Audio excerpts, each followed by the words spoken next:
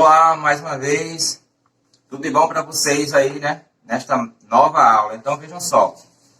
Hoje nós vamos falar sobre a urbanização e industrialização. Né? Tendo em vista que a gente falou sobre, na aula anterior, nós falamos sobre as consequências da Revolução Industrial. Então, vamos dar continuidade a esse capítulo, tá bom? Vamos lá. Então, até o final do século XVIII, 90% da população de cada sociedade vivia no campo. Processo de urbanização moderno, início do século XVIII. Revolução Industrial, mudança radical. A mecanização no meio rural e as migrações do campo para as cidades provocaram o fenômeno de urbanização, inicialmente nos países líderes da industrialização clássica e depois, já no século XX, em praticamente todos os demais países e alguns mais intensamente e outros menos. Olha aí o gráfico da evolução da revolução urbana, rural-urbana. Do processo de urbanização decorre também uma transformação no papel das cidades na economia do país, uma vez que elas passam gradativamente a concentrar um número maior de atividades econômicas. Vejam aí esse slide. Então, também promove alterações no ritmo de vida das pessoas e no espaço urbano maior a facilidade em relação à disponibilidade de bens comuns. Então, atualmente, as telecomunicações contribuem para a forte integração entre o campo e as cidades. Olha aí o slide. Meio rural fornece à cidade alimentos e matérias-primas para suas indústrias e recebe delas os produtos manufaturados e os serviços urbanos, como bancário, administrativo, comercial, escolar, médico, hospitalar, enfim. Historicamente, o campo procedeu à cidade, ou seja, é bem mais antigo que ela. O campo existiu durante milênios sem a cidade, e as primeiras cidades dependiam bastante do meio rural. O campo era mais importante que a cidade, concentrava a maioria da população de qualquer cidade e também a maior parte de suas riquezas. A partir da primeira Revolução Industrial, essa situação foi se invertendo. E atualmente o campo depende da cidade. Então, olha mais esse slide.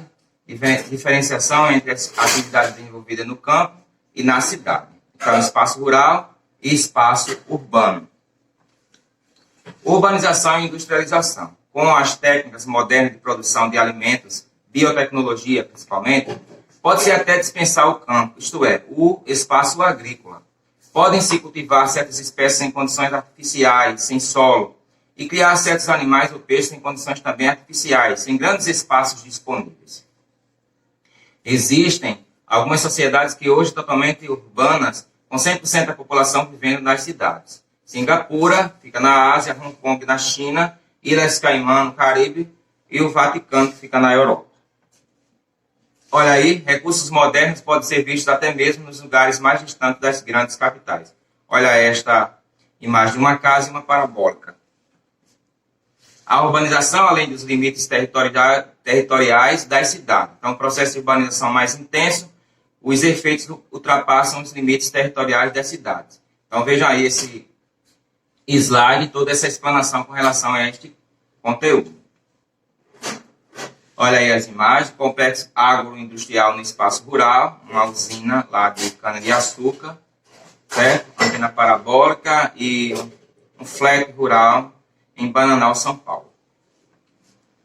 Então, diante disso, é possível perceber que a urbanização e a modernização da economia acabam determinando o surgimento de formas complexas de organização socioespacial dos países.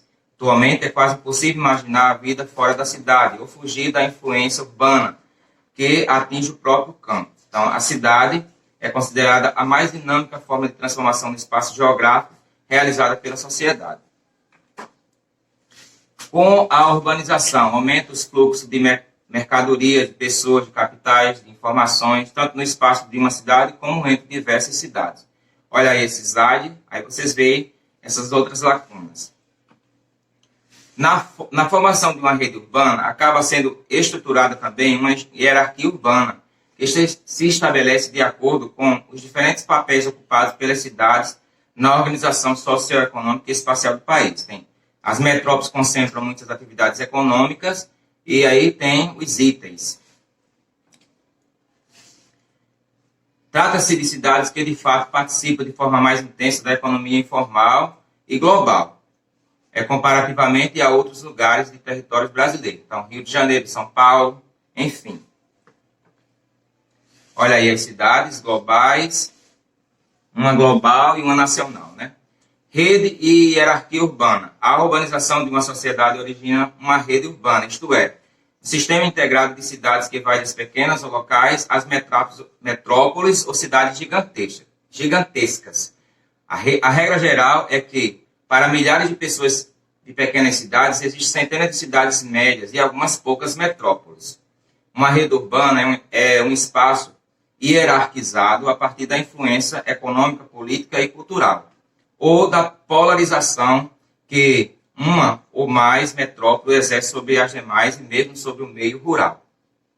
Essa hierarquia ou relação de comando e de influência prossegue das cidades médias para as menores e assim por diante.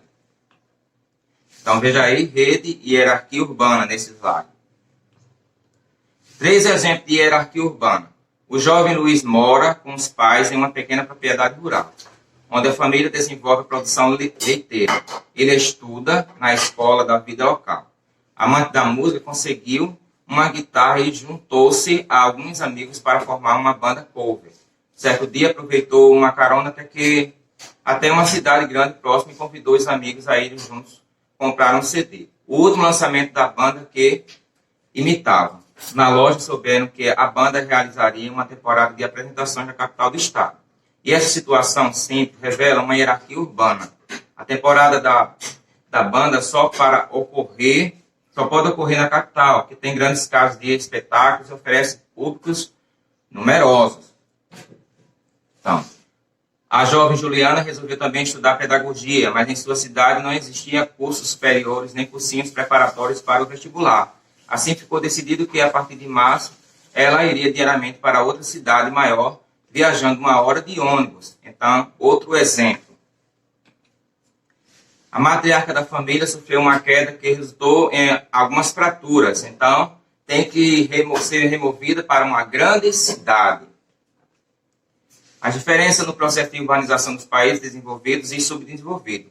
Êxodo rural, país desde meados do século XVIII, país desenvolvido. País subdesenvolvido. Essas migrações só se aceleram no século XX, principalmente na segunda metade do século, desse século. E tem a urbanização, foi mais intensa nos países desenvolvidos, até meados do século XX.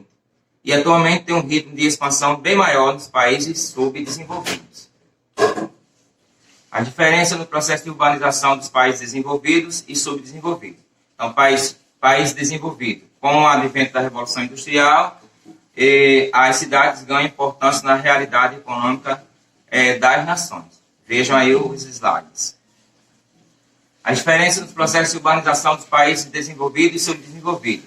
Então, país desenvolvido, os movimentos dos trabalhadores ganham força e passaram a reivindicar, com relatos de sucesso, melhorias para os bairros operários.